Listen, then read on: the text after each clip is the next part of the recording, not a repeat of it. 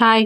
Topic is what would you change if you were in your 30s? అంటే మీరు ఇంకా 30 ఏళ్ల వయసులో ఉంటే మీరు ఏమేమి చేంజ్ చేసుకోగలరు అనేది ఆలోచిస్తే ఏమేమి చేంజ్ చేసుకోగలరు? నేనైతే పర్సనల్ గ్రోత్ ఇంకా బాగుండేలాగా ప్లాన్ చేసుకునేదాన్ని, హెల్త్ బాగుండేలా ప్లాన్ చేసుకునేదాన్ని, relationships, career and lifestyle చాయిసెస్లో ఎర్లీగా డెసిషన్స్ తీసుకోకుండా జాగ్రత్తగా డెసిషన్స్ తీసుకునేదానికి ఒక ప్రణాళిక ప్రకారం చేసుకునేదాన్ని. Investing more in personal development such as skills, education and emotional intelligence. Personal డెవలప్మెంట్కి, స్కిల్స్కి పెంచుకోవడానికి, ఎడ్యుకేషన్కి ఎక్కువ టైం ఇచ్చి ఎమోషనల్ ఇంటెలిజెన్స్ పెంచుకోవడానికి హెల్ప్ అయ్యేటట్టు చూసుకునేదాన్ని. Focusing on healthier lifestyle habits like diet, exercise and stress management to support long term wellbeing. నేను నా 30sలో ఉన్నప్పుడు అంతగా ఎక్సర్సైజ్ చేసేదాన్ని కాదు. ఏదో డ్యూటీలో కాసేపు ఎక్కువసేపు నడిచేదాన్ని. సో అదే వాకింగ్ కింద బెనిఫిషియల్ కింద ఉంటుంది కదా అనేసి కొంచెం ఎక్కువసేపు నడిచేదాన్ని డ్యూటీ హార్స్లో. సో అలా కాకుండా ఒకవేళ if I were in my 30s I would have planned. ఇప్పుడున్న అవేర్నెస్ అప్పుడు లేదు కాబట్టి ఒకవేళ ఆ 30sలో ఉన్నప్పుడు అవేర్నెస్ ఉండుంటే diet, exercise, stress management చూసుకునేదాన్ని.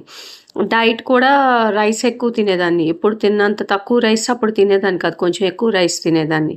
Cultivating strong healthy relationships and social connections for emotional support.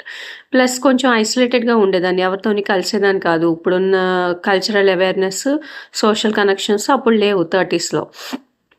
So ఇంకా హెల్దీ రిలేషన్షిప్స్ మెయింటైన్ చేసుకోవడానికి, కొంచెము స్ట్రాంగ్ ఎమోషనల్ సపోర్ట్ కోసము బిల్డప్ చేసుకోవడానికి నాకు ఇప్పుడున్న అవేర్నెస్ అప్పుడు ఉండేది కాదనమాట. Making mindful financial decisions that support future security.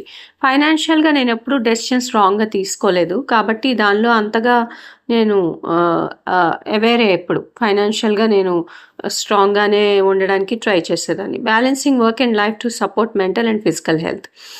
Physical health మనం వర్క్ ప్లేస్లో నడుస్తూ ఉంటాం కాబట్టి డాక్టర్స్వి సెడెంటరీ లైఫ్ స్టైల్ పెద్దగా ఉండదు కాబట్టి సో ఫిజికల్ హెల్త్ మెయింటైన్ అయ్యేది. కానీ మెంటల్ హెల్త్ అనేది వర్క్ లైఫ్ బ్యాలెన్స్ని బట్టి ఉంటుంది. సో అది కూడా ఎర్లీగా అవేర్నెస్ ఉండుంటే ఇంకా బాగా మేనేజ్ చేసేదాన్ని.